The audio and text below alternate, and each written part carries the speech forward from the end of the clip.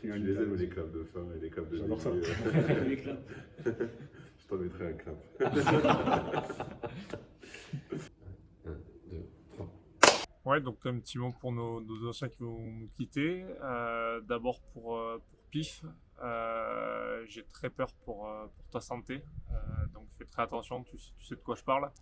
Et Fred, je sais que tu as beaucoup d'agressivité que tu donnais sur le terrain, mais je crois qu'il y a un truc autour du raisin qui va te permettre de te contenir. Donc ça va aller. Ciao les gars. Ben, juste merci pour tout, pour votre façon d'être, pour les valeurs que vous véhiculez, pour tout ce que vous avez fait et Pif pour tes lancers pas droits. Voilà. Un grand merci à vous deux, un grand merci pour tout ce que vous avez fait pour le club. Ça a été une grande source d'inspiration, donc merci à vous et j'espère vous faire aussi une nouvelle carrière comme vous. Adieu pour les deux vétérans du club. Un grand plaisir d'avoir joué avec vous les gars. Un honneur, le match était, on n'aurait pas cru un jour le voir à Blagnac. Après une si belle carrière et Pif, un homme au top, incroyable sur le terrain, à l'extérieur. Donc voilà, un mec qui a fait 2 Coupes du Monde, rien à dire de plus. Merci les gars pour tout ce que vous avez fait pour le club et pour le groupe. Écoutez les gars, puis Fred, ça fait longtemps qu'on joue ensemble, qu'on se côtoie en dehors sur le terrain et j'ai pris énormément de plaisir à vous rencontrer. Vous êtes des mecs en or et j'espère qu'on continuera à se côtoyer en dehors du terrain, ça j'en doute pas. Et bonne chance pour la suite. Moi je les adore, c'est tout. Chaque fois que Jeannot tu veux quelque chose, Jeannot tu veux un coup de main, Jeannot tu vois, qui ne pourrait pas le faire. Tu vois, il y en a certains qui ne le font pas, mais eux c'est deux gars toujours à te rendre service, toujours voilà, c'est des gars super. Je les adore. Les gars, vous êtes 2 emblèmes de notre club. Quoi qu'il arrive, vous aurez amené énormément à ce club.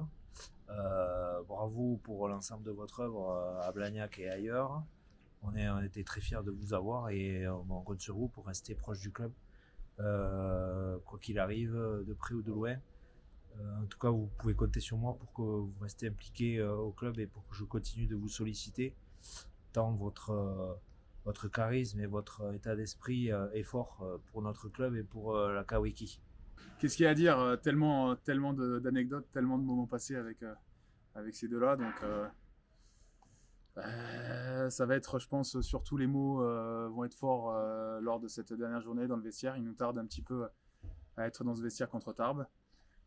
Et voilà, ça va être un moment difficile. Moi, en tout cas, si j'avais un truc à leur dire, c'est merci. Un grand merci à ces deux grands monuments, deux grosses légendes du Blagnac Rugby. Merci pour tout ce qu'ils ont fait au club, tout ce qu'ils vont représenter et tout ce qu'ils vont faire à l'avenir. Merci à moi à titre personnel à ce qu'ils m'ont apporté en tant que joueur, en tant que capitaine. Voilà, ça a été des grands soutiens, ça a été des gros meneurs d'hommes, ça a été des exemples sur le terrain. Voilà, donc on peut que s'en inspirer et on se fait un gros bisou et à très vite sur le terrain contre Tarbes.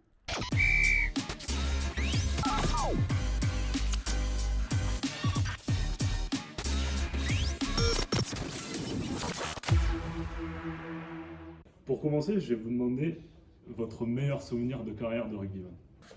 Bon, on va rester sur Blagnac. C'est vrai que la saison on bat Narbonne, Bourgoin, on fait demi-finale contre Valence-Roman. C'était un très joli souvenir et c'était vraiment une très belle saison. Ouais, de la même manière, ouais. À Blagnac, ce serait définitivement cette année, je crois que c'était en 2018-2019, si je ne me trompe pas. Et on avait vécu quelque chose d'assez grand tous ensemble. Et surtout qu'on a toujours tendance à croire que dans un groupe, il y a un ou deux maillons faibles qui sont capables de mettre une mauvaise ambiance. Sauf que cette année-là, il y avait que des bons types, quoi. On avait atteint une plénitude en plus par rapport à notre jeu. Je pense qu'on avait quasiment été en mesure de jouer notre meilleur rugby, quoi. Votre meilleur souvenir en sélection, peut-être? Si vous en avez un qui se dégage. Ouais, moi c'est vite trouvé. C'est 2015 quand je joue l'Irlande avec la sélection pour la Coupe du Monde en 2015. Et le match au Millennium Stadium, ce serait dur de trouver un meilleur moment. Même si ça représente que 20 minutes, c'était quand même c'était mon maximum, quoi. Ouais, du coup, moi j'ai la chance d'avoir connu deux équipes en sélection. j'étais en équipe de France universitaire et j'ai joué avec l'équipe d'Algérie en fin de carrière. Donc dans ces 2 sélections, j'ai un très beau souvenir avec l'équipe de France universitaire. On était parti au Japon, on avait fait une tournée, on avait joué 2 matchs donc contre l'équipe du Japon U et l'équipe du Japon, la 2e équipe. Et c'était vraiment une bonne ambiance dans une culture totalement différente. Vraiment, le Japon, c'était extraordinaire. Et après, avec l'Algérie, c'était différent. C'était un voyage en Zambie. On est allé gagner la qualif pour passer en groupe A africain. Et là aussi, une culture totalement différente. C'est l'Afrique noire, et avec toute la pauvreté qu'on peut imaginer, et vraiment les disparités et culturelles et sociales. Et c'était vraiment un voyage intéressant spirituellement, quoi, de se rapprocher de l'Afrique, des racines. Moi, étant originaire d'Algérie et du Niger, donc c'était important de faire ce voyage. Vous appréhendez cette fin de carrière ou cette après-carrière?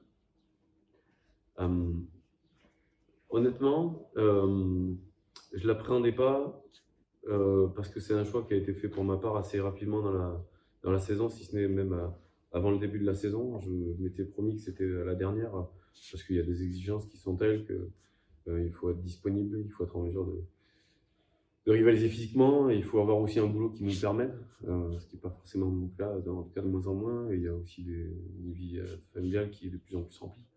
Donc je m'étais projeté dans l'idée que ce soit la dernière. Bon, là, il se trouve que j'étais content, d'autant plus qu'il y a eu des pépins musculaires, mais là, plus ça arrive, comme je disais à Guillaume Piron plusieurs fois, il m'a fait répéter, mais c'est au pied du mur qu'on voit mieux le mur, quoi. Et donc là, on a peut-être du mal, enfin moi j'ai du mal à me l'admettre, mais l'anxiété, le fait on est sûr et certain que ça va nous manquer. Bon, après il y a autre chose, il y a souvent où je me dis comment je vais faire pour ne pas devenir obèse, hein, parce qu'avec tout ce que je chope et le fait que j'arrête le rugby, il va falloir que je trouve des solutions, quoi. Donc la pelote de basque c'est bien, mais ça va être un peu léger, donc là aussi j'appréhende. Non, après c'est quand même l'esprit de groupe. On a toujours vécu en groupe avec énormément de personnes, des personnes différentes qui ont un état d'esprit différent, qui font des boulots différents, et on s'apporte tous mutuellement. Après le rugby en soi, bah, on a fait un peu notre métier, mais c'était vraiment une façon de vivre. Ça revient à la question d'avant, ça nous a construits, ça a fait de nous les hommes que nous sommes. Donc c'est sûr que moi je ne me posais pas trop la question, je vivais chaque année, surtout à la fin, comme si c'était la dernière, en me disant on verra à la fin de l'année. Et si j'ai envie de continuer, je continuerai. Mais là, cette année, j'ai senti que, et physiquement et mentalement, il fallait passer à autre chose. Et après, on verra. Moi, je n'apprends pas. Ce qu'on a fait, c'était bien. Et il va y avoir d'autres choses. Et puis le groupe va vivre sans nous. Donc, ça va peut-être pas être trop mal non plus. Quel est le moment le plus drôle que vous ayez vécu durant votre carrière? Bon, avec moi, on ne s'amuse pas trop.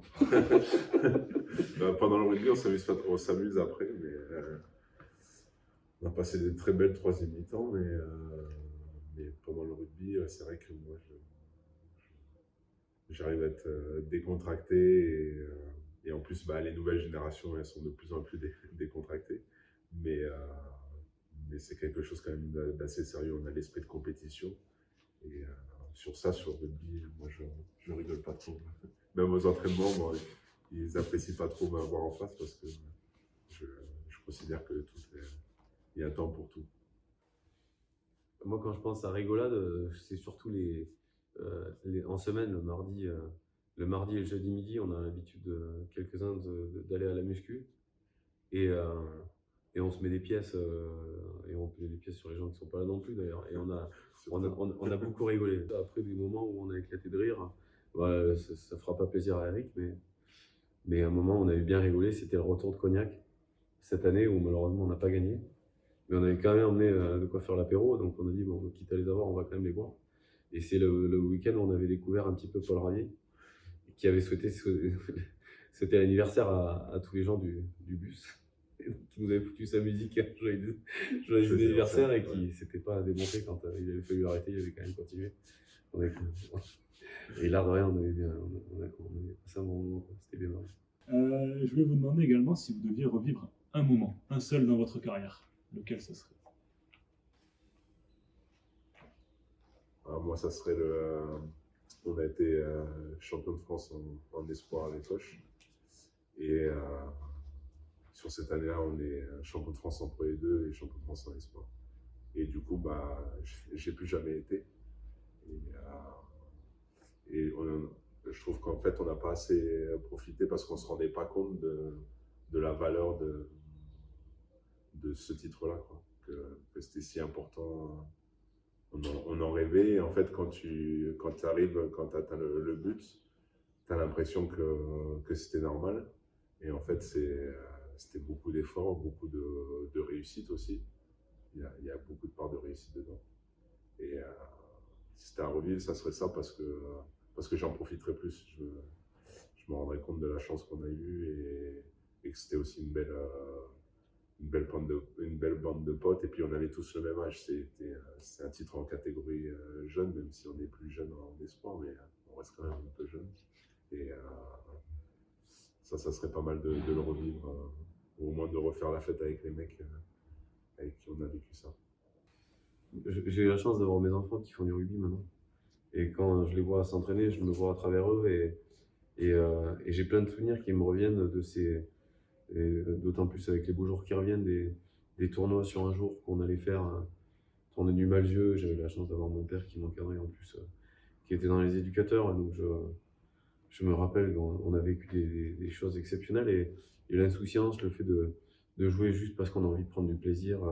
Parce qu'aujourd'hui, bien qu'on prend beaucoup de plaisir, mais on a quand même une responsabilité, on a un peu d'argent en plus, on s'entraîne. Il y a un aspect contrainte qui va avec le niveau qui évolue. On doit quand même gagner, quoi. Et il y a un moment où en fait on voulait gagner, mais on s'en foutait, quoi. Et j'ai eu la chance d'avoir des super éducateurs qui nous ont permis de vivre des moments incroyables, quoi. J'en ai un, Gianni Barbieri, on l'appelait Papy. Puis, il y a un tournoi qu'on avait fait, c'était à Cournon, donc c'est à 15 minutes d'histoire là où je jouais, quoi. Et le mec était tellement investi qu'il nous avait dit je peux pas venir pour la finale, quoi. Parce que dans la journée, on se qualifie pour le truc, et puis le moment, la finale des mini-poussins, ça se joue après la demi-finale des poussins, des benjamins, des trucs, et là, comme si la tension montait, alors qu'en finale, tout le monde s'en branle. Et il est allé se cacher derrière les tribunes. Il nous a dit je peux pas venir parce que j'ai trop le trac, vous venez me voir si vous avez gagné, quoi. Et ce moment, c'est peut-être un de mes meilleurs souvenirs. Et pourtant, ça recommence à remonter, ça fait. Mais si je pouvais revivre des moments, j'aimerais revivre ça. Déjà, merci. C'était un beau voyage. Et c'était un voyage en tant qu'acteur, donc c'est sûr que ça va nous manquer. Mais après, on sera spectateur ou acteur d'une autre façon. Donc voilà, on va poursuivre les choses. Et en tout cas, ce qu'on a fait avant, c'était beau. Et c'est pas que grâce à nous, c'est grâce à nos familles, nos amis, les joueurs avec qui on joue, le staff, les dirigeants, tout le monde y a participé. Et voilà, j'espère qu'il manque juste un petit truc, c'est qu'il y ait encore plus de monde à Blagnac. C'est sûr que ça, on aimerait qu'on soit plus suivi. Et on fait, je trouve, du beau jeu, du spectacle, c'est intéressant. Et une belle ferveur, ça suit partout. Et il faudrait réussir à créer cet engouement. Et je pense que là, on sera pas loin d'être au top. Moi, ce que j'ai pu voir en 9 ans, 8 ans en tant que joueur, c'est qu'il y a des gens qui sont formidables. Il y a une histoire qui est quand même assez importante, où il y a eu des résultats, il y a des mecs qui sont toujours là. Il y a eu une équipe qui s'est construite au fur et à mesure des années, qui était quand même assez extraordinaire en termes d'état d'esprit. On peut toujours dire qu'on aurait dû faire mieux, qu'on aurait pu faire mieux. Et ce qu'on a fait, c'est incroyable. Et que tout ça m'amène à dire que moi, je suis aujourd'hui fier d'être blagnacais. Je me sens 100% bleu et rouge. Et évidemment, on aimerait qu'il y ait beaucoup plus de gens dans les tribunes. J'espère qu'il y en aura suffisamment contre Tarbes pour qu'on se rappelle toujours de la fin. Et peut-être que ça sera aussi notre objectif dans les futures années, dans un rôle différent, de faire venir ces gens au stade. Mais au moins, on sait que les gens qui sont déjà là aujourd'hui sont des bonnes personnes, qui sont fidèles, qui nous suivent pour la plupart depuis plus longtemps que nous, on fait partie de ce club. Et que j'espère que tous les gens qui passent ici au club peuvent se sentir aussi fiers d'être blagnaqués que moi je ne l'ai été ces dernières années. Je remercie évidemment les entraîneurs qui nous ont fait confiance. Et je remercie les joueurs avec qui on a passé des moments extraordinaires et qui, j'espère, encore quelques semaines vont venir garnir les rayons souvenirs. Et aussi, parce que ça me tient à cœur de remercier tous ces mecs qui auront peut-être pas encore, j'espère, un épisode de la 3e mi-temps, qui sans eux, on serait quand même pas grand-chose. Et c'est les Jeannots, quoi. Les Jeannots, moi j'ai une admiration pour ces mecs qui sont là tout le temps, en qui on est tellement reconnaissant. Et sans eux, on ne serait pas à grand-chose. Et je crois aussi que c'est la dernière de Jeannot Coraz en tant que dirigeant bénévole. Et s'il y en a bien qui méritent de partir avec les applaudissements de tout le monde, c'est un mec comme lui. Voilà. Donc merci aux Jeannots. Allez, 1, 2.